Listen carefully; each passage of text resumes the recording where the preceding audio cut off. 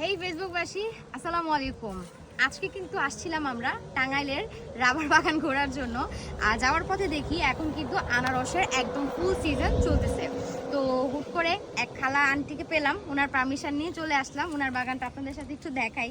দেখেন মাশাআল্লাহ, এগুলো হচ্ছে ক্যালেন্ডার বলে এই জায়গায়, ক্যালেন্ডার আনারস। এই সাইজগুলো মাসামাসি মানে অনেক বড় বড়, এক একটা 1 কেজি 1.5 কেজি সমান হবে। সবাই মাশাআল্লাহ বলতে ভুলবেন না।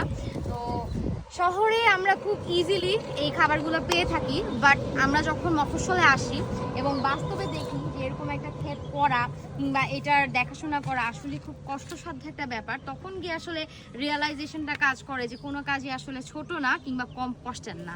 তো যারা রাবার বাগান আসবেন তারা কিন্তু এরকম আসবেন। দেখেন এখানে তো আগে শুধু হচ্ছে আনারসের চাষ হতো, বাট এবার আমি এসে দেখলাম যে কলার চাষ হচ্ছে, কচু আলাদাভাবে ফলানো হচ্ছে, তারপরে গ্যান্ডারি মানে আখেরও আলাদা ভালো ফলন হচ্ছে মাশাআল্লাহ।